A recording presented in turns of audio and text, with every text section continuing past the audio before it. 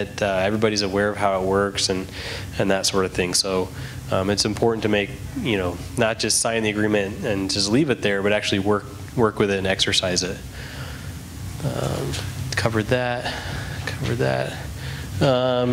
What I didn't really get to this morning that I wanted to highlight this afternoon is the wide breadth of incident types that we've seen Warren respond to. Hurricanes, a major main break in Pennsylvania used Warren, a blizzard, which you probably won't have a problem with here.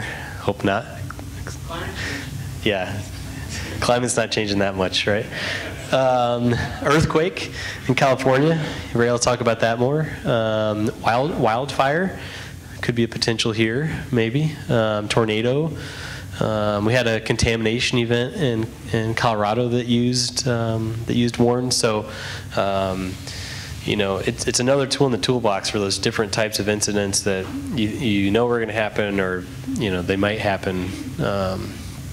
And this slide summarizes some of the major responses up until 2008, and Ray's going to cover the California ones in a lot more detail, so I'm not going to spend a lot of time on this slide.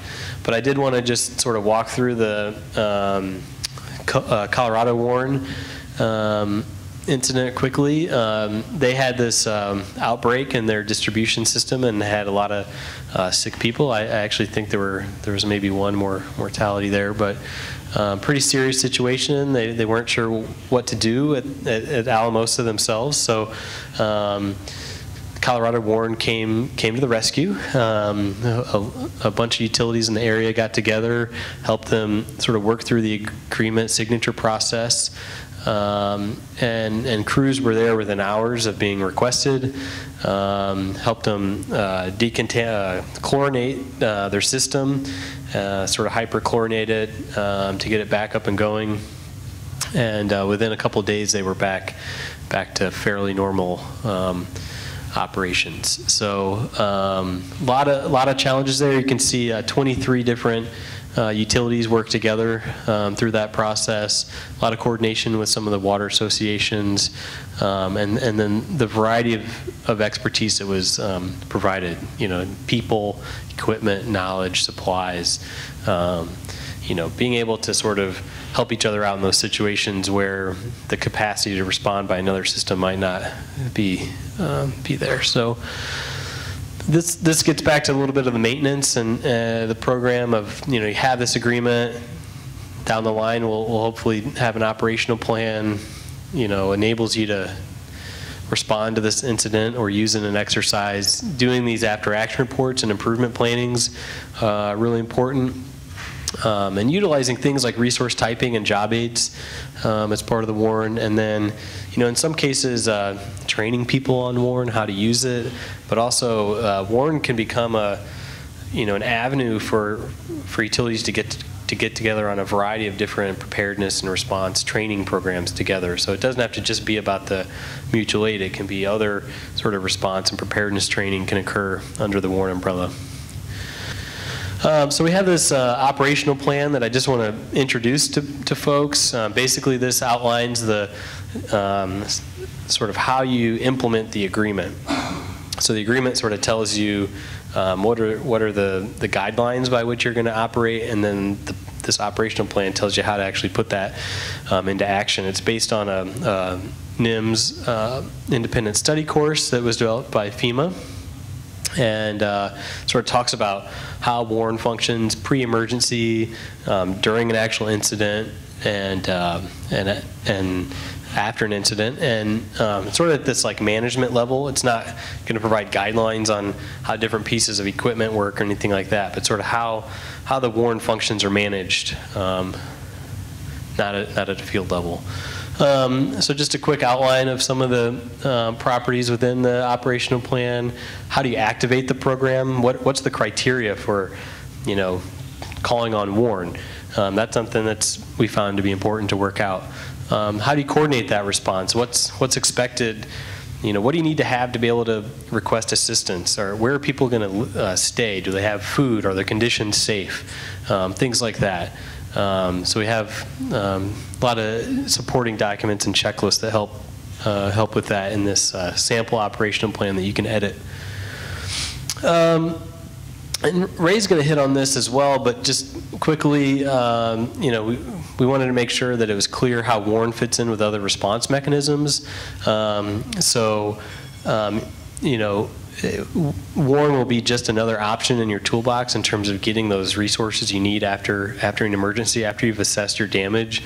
If it exceeds, you know, your capacity to respond, you know, where are you going to turn to get those resources that you need?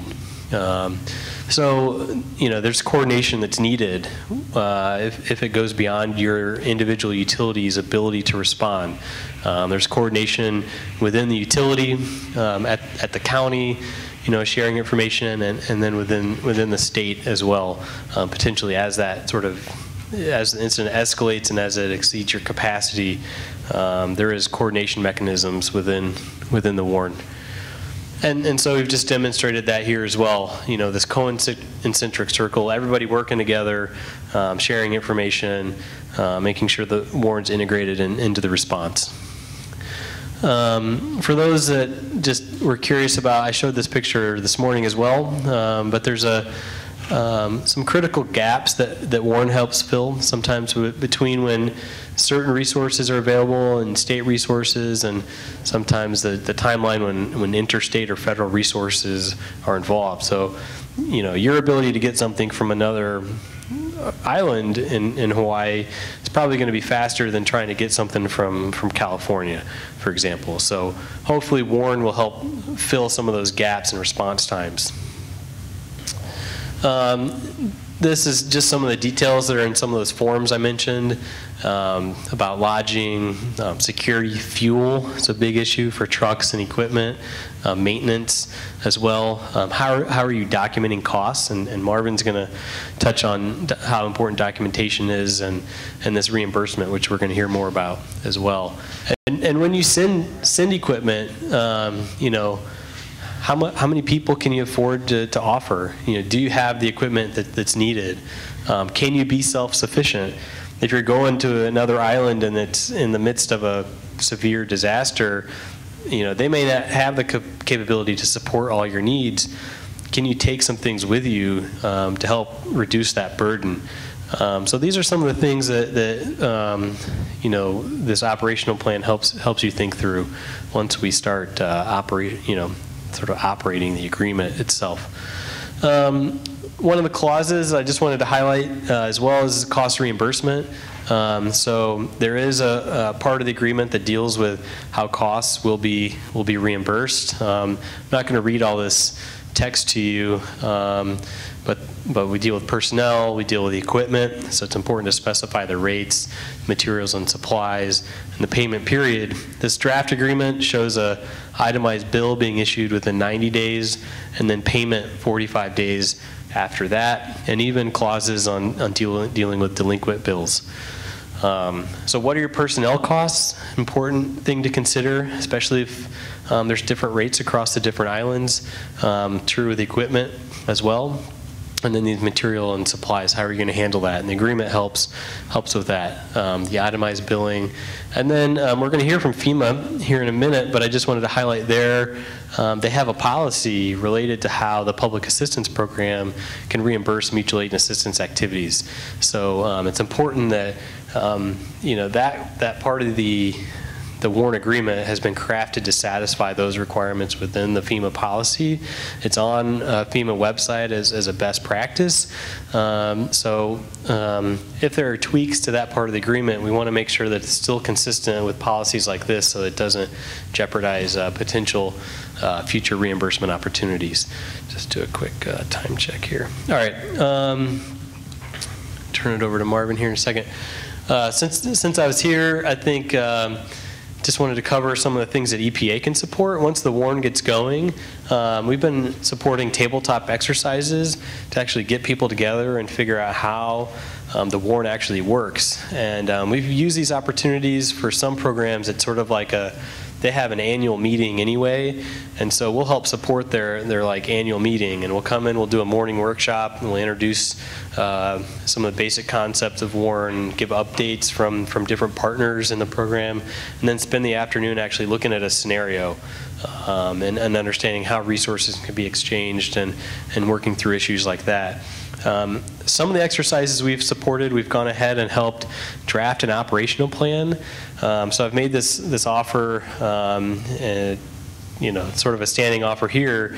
Once the WARN's up and going, one of the things that we can consider doing from EPA is to come back or send our contractors back here to actually help do a workshop, help put that operational plan together, and we can help provide that assistance. We have other outreach materials. We've got a couple videos up on the website if you want to share any information with other people. And then we support an annual WARN chairs meeting. So we like to, I kind of think of the WARN, it's sort of a community, almost like a family for some people. We get together every year and we sort of talk to each other, how things are going, how's WARN been used in other responses, and I think it's been a great opportunity for people to enhance